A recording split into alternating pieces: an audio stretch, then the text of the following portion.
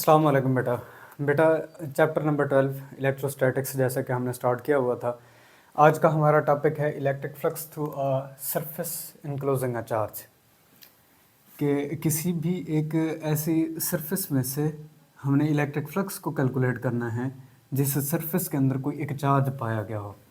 बेटा फ़र्ज़ कर लें हमारे पास ये एक क्लोज्ड सरफेस है।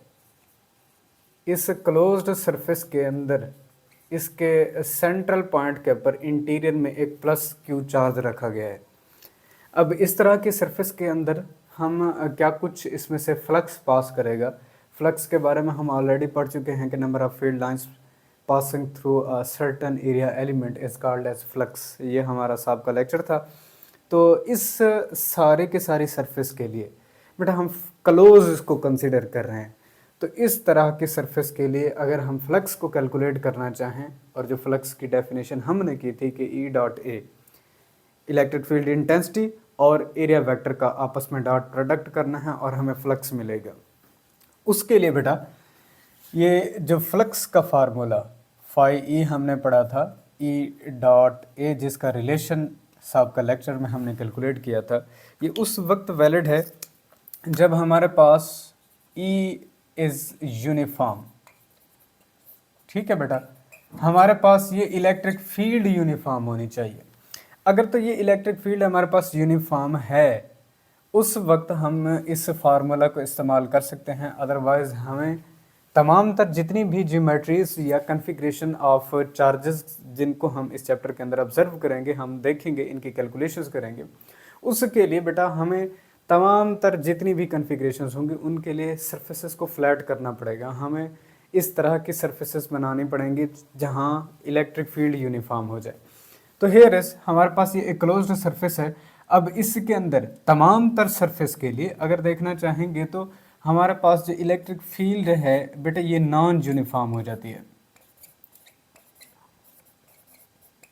नॉन यूनिफॉर्म से मुराद क्या है कि इस फार्मूला के लिए हमेशा जो एरिया वेक्टर है, इस एरिया वेक्टर को बेटा इस तरह से रहना चाहिए कि ये इलेक्ट्रिक फील्ड के पैरेलल है। तब हमारे पास फील्ड यूनिफॉर्म हो जाती है और हम ये फार्मूला इस्तेमाल कर सकते हैं। अब उसके लिए बेटा हम कंसिडर करेंगे कि हमारे पास ये सारी सरफेस छोटे छोटे पैचेस, छोटे छोटे एरिया एलिमेंट के ऊपर मुश्तमिल है। हम n number of patches consider करेंगे और इतना छोटा ये पैच होगा, डेल्टा का लफ्ज़ इनके साथ इस्तेमाल करेंगे और किसी भी एक एरिया एलिमेंट के लिए हम डेल ए यानी कि इतना छोटा सरफेस एरिया, जैसा कि यहाँ पर एक छोटा सा नोटेशन मैंने रिप्रेजेंट किया हुआ है, बिल्कुल स्मॉल सेगमेंट लेना है और एरिया वेक्टर इतना थोड़ा होगा कि ए और area vector electric field intensity और एरिया वेक्टर के दरमियान में जो एंगल बनेगा वो 0 डिग्री आ जाएगा, यानी कि पैरेलल हो जाएंगे, स्मूथ बन जाएगी। उस वक्त हमारे पास फील्ड यूनिफॉर्म हो जाती है। ठीक है बेटा, इसकी एप्लीकेशन के अंदर तो बेटा हम फ़र्ज़ कर लेते हैं हमारे पास n नंबर ऑफ पैचेस बन गए हैं। पहले को कंसिडर कर लेते हैं डेल्टा A1। ठीक है बेटा, फिर डेल्टा A2, यानी कि छोटे छोटे पैचेस हम बनाते गए हैं, डेल्टा A3 और up to so on n number of patches अगर हमने कंसीडर किए हैं, डेल्टा AN, इसको हम यहाँ पर बेटा कंसीडर कर लेंगे। और यहाँ थोड़ी सी अजम्पशन हमने बेटा ये करनी है कि डेल्टा A1 इसकी जगह पर जो फील्ड होगा बेटा उसे अगर E1 से रिप्रेजेंट कर लिया जाए, डेल्टा A2 अगर इसकी फील्ड को बेटा E2 कंसीडर कर लिया जाए, डेल्टा A3 के लिए स्मॉल से सेगमेंट के लिए बेटा इलेक्ट्रिक फील्ड को अगर E3 कंसीडर कर लिया जाए, अप टू सो ऑन जो nth पैच हम कंसीडर करेंगे उसकी फील्ड को अगर बेटा कंसीडर कर लिया जाए कि इसमें से फील्ड EN पास कर रहा था, तो इन्हीं तमाम तर स्मॉल सेगमेंट और इसमें से पास करने वाली नंबर ऑफ फील्ड लाइंस, इनके लिए फ्लक्स का ये फार्मूला अगर हम अप्लाई करेंगे तो इससे थोड़ा सा गौर कर लीजिए बेटा।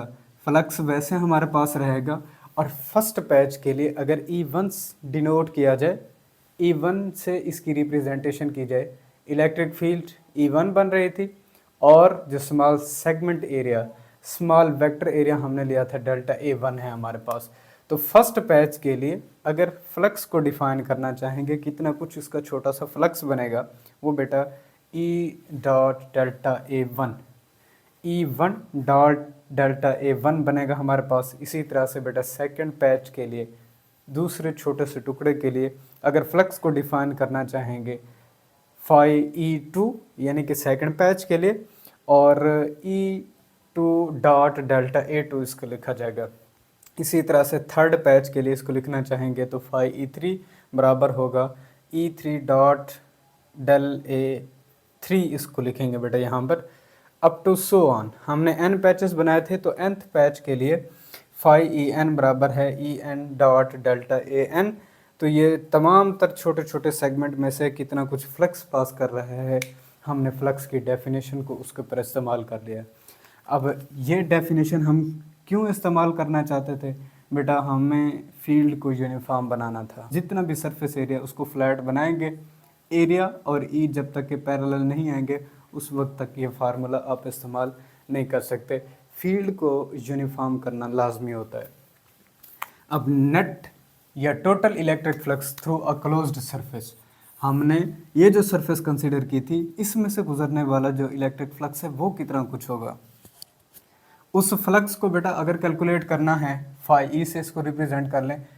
पहले छोटे से पैच की तरफ से आने वाला फ्लक्स फाई E1 और दूसरे छोटे से पैच की तरफ से आने वाला फ्लक्स फाई E2, तीसरे पैच की तरफ से आने वाला flux phi E3 up to so on. nth patch की तरफ से आने वाला फ्लक्स फाई En इसको लिखा जाएगा। अब इनकी वैल्यूज़ को यहाँ से उठाकर बेटा रिप्लेस करना शुरू कर देंगे। फर्स्ट के लिए E1 dot delta A1, second के लिए E2 dot delta A2, third के लिए E3 डॉट डेल्टा A3 और up to so on nth patch के लिए En डॉट डेल्टा An इसको लिख लेंगे। तमाम तर छोटे छोटे सेगमेंट्स के लिए इलेक्ट्रिक फील्ड इंटेंसिटी और जो स्मॉलर एरिया वेक्टर होगा ये एक दूसरे के पैरेलल होते हैं। अगर तो ये पैरेलल हैं तो एंगल इन दोनों के दरमियान में बेटा 0 डिग्री बनेगा। अब इनकी मैग्नीट्यूड फॉर्म हमने कैसे लिखी थी बेटा, E a cos थीटा, तो E1 है delta A1 cos theta 1, E2 delta A2 cos theta 2, E3 delta A3 cos theta 3 up to so on nth patch के लिए En delta n cos theta n इसको लिख देंगे। अब तमाम तर छोटे छोटे पैचेस के अंदर यही रिलेशन रहेगा कि एरिया वेक्टर और इलेक्ट्रिक फील्ड इंटेंसिटी के दरमियान में बेटा एक जो जाविया है वो जाविया 0 डिग्री है। हर जगह के ऊपर cos 0 degree, cos 0 degree, cos 0 degree, cos 0 degree. बेटा हम जानते हैं cos 0 डिग्री 1 के बराबर होता है। इसका मतलब cos का फैक्टर जहाँ पर भी है, थीटा 1 ये भी cos 0 डिग्री था, थीटा 2 ये आपके पास बेटा 0 डिग्री था, थीटा 3 भी, अप टू सो ऑन। सब के लिए ये वैल्यू आपने बेटा 1 करते जाना है। यहाँ भी 1, यहाँ भी 1, यहाँ भी 1 आ जाएगा। अब cos का फैक्टर इसका मतलब आप रिमूव कर सकते हैं। Phi E1 delta A1 plus E2 delta A2 plus E3 delta A3 plus up to so on En delta An आपके पास फैक्टर बाकी रहेंगे। एज वी नो दैट कि हमने चार्ज तो पॉजिटिव इसके सेंट्रल पॉइंट के ऊपर रखा था, तो इस पॉजिटिव चार्ज की वजह से एक जैसी फील्ड लाइंस होंगी, यानी कि इलेक्ट्रिक फील्ड इंटेंसिटी एक जैसी होगी। तो इलेक्ट्रिक फील्ड इंटेंसिटी तमाम तर छोटे पैचेस के लिए डिफरेंट नहीं है, बल्कि चूंकि हमने सेंट्रल पॉइंट के ऊपर एक ही पॉजिटिव चार्ज रखा हुआ है, तो इसकी वजह से जितनी भी फील्ड्स हमने कंसीडर की हैं E1, E2, E3 या En, ये सारी E के बराबर हैं क्योंकि सेंट्रल पॉइंट के ऊपर बेटा पॉजिटिव चार्ज रखा हुआ है हमने। अब E यहाँ पर भी E आएगा, यहाँ भी E आएगा, यहाँ भी E होगा, सब में से इसको कॉमन कर लेना है और delta A1, delta A2, delta A3 plus up to so on delta An तक ये सारी वैल्यूज़ इकट्ठी हो जाएंगी। बेटा ये कहलाता है surface area of the closed sphere. ये बेटा इसका क्या है, सरफेस एरिया है हमारे पास। किसका, उस सरफेस का जो हमने यहाँ पर कंसीडर की हुई है। अब इसका सरफेस एरिया बेटा आपके पास बराबर होता है 4 पाई स्क्वायर के। ई वैसे मौजूद था, ये सारे छोटे छोटे सेगमेंट इकट्ठे करके सरफेस एरिया बन गया और सरफेस एरिया की वैल्यू को यहाँ पर रिप्लेस कर देंगे phi E. Electric field intensity due to a positive point charge, E बराबर है बेटा 1/4 pi epsilon naught Q divided by R square. ये रिलेशन हमने इसका कैलकुलेट किया था अपने साहब का लेक्चर के अंदर।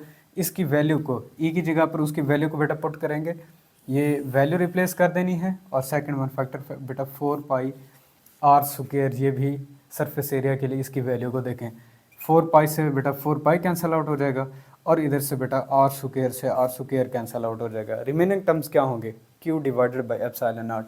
कि किसी भी एक ऐसी सरफेस के लिए फ्लक्स की अगर वैल्यू को कैलकुलेट करना चाहेंगे जिस सरफेस ने कोई एक चार्ज अपने अंदर इनक्लोज किया हो, तो वो हमेशा डिपेंड करता है कि चार्ज कितना कुछ उसने इनक्लोज किया हुआ है, और चार्ज और बैरोनी जो एरिया है उसके दरमियान में बेटा किस तरह का मीडियम है, ये दो चीज़ों के ऊपर डिपेंड कर रहा है, not depending upon the geometry of the surface. देखिए बेटा हम यहाँ पर जस्ट क्लोज सरफेस, आप इसको सफ़ेयर बना सकते हैं बेटा, आप इसको कोई और शक्ल दे सकते हैं, आपके पास टेढ़ी मेढ़ी सी एक क्लोज सरफेस हो सकती है। ऐसा बिल्कुल नहीं है कि आप इसकी ज्योमेट्री को बदल दें और फ्लक्स बदल दें, नहीं नहीं, फ्लक्स का ये फार्मूला हमें बता रहा है कि जस्ट ये डिपेंड करेगा कि उस क्लोज सरफेस ने अपने अंदर चार्ज कितना इनक्लोज किया हुआ है और मीडियम क्या है चार्जेस के दरमियान में, ये डिपेंड कराएगा फ्लक्स को। अब आप इसकी जो भी शक्ल बनाना है, लेकिन उसके लिए एक कंडीशन है, आपको सरफेस क्लोज लेनी पड़ेगी। आप ओपन सरफेस नहीं लेंगे, आप क्लोज सरफेस ले लें, टेढ़ी मेढ़ी से ले लें, आप सफ़ेयर बना लें, आप कोई और भी शेप बना लेंगे, आप एक स्क्वायर बना लें, आप रेक्टेंगल बना लें, क्लोज सरफेस होनी चाहिए। उसके लिए चार्ज अगर कैलकुलेट करना चाहेंगे, चार्ज अगर उसने क्लोज किए हुए हैं, तो फ्लक्स का रिलेशन हमेशा इन दो चीज़ों के ऊपर कि कितना कुछ चार्ज उसने अपने अंदर इनक्लोज किया हुआ है और उन चार्जेस के दरमियान में बेटा मीडियम किस तरह का है, ये इन दोनों के ऊपर डिपेंड करता है। तो बेटा ये था आज का हमारा topic, electric flux through a surface enclosing a charge. एक ऐसी सरफेस के लिए हमने इलेक्ट्रिक फ्लक्स को कैलकुलेट करना था जो कि अपने अंदर चार्ज इनक्लोज किए हुए हो। ये आपका इंपॉर्टेंट लॉन्ग क्वेश्चन है, आसान है, ईजी है, थोड़ा सा ये मेजर कंसेप्ट था इसके अंदर कि आया कि हम इस सारी सरफेस को छोटे छोटे पैचेस में कन्वर्ट क्यों करते हैं। उसकी वजह ये है बेटा, हमने ई को क्या करना होता है, यूनिफॉर्म करना होता है, हमने फील्ड को यूनिफॉर्म करना होता है, और उस फील्ड के यूनिफॉर्म होने में हमें कंडीशन किसकी ज़रूरत है बेटा, हम इस फार्मूला को अप्लाई करना चाहते हैं। ये फार्मूला उस वक्त अप्लाई होता है जब फील्ड यूनिफॉर्म हो आपके पास। अगर तो फील्ड नॉन यूनिफॉर्म है, बदलती हुई है, चेंजिंग है, तो उस वक्त इस फार्मूला को अप्लाई करना नामुमकिन है, आप फ्लक्स का ये फार्मूला अप्लाई नहीं कर सकते। तो होप सो आपको वीडियो पसंद आई होगी। नेक्स्ट लेक्चर में इंशाल्लाह मिलेंगे, इजाज़त दीजिए, अल्लाह हाफ़िज़।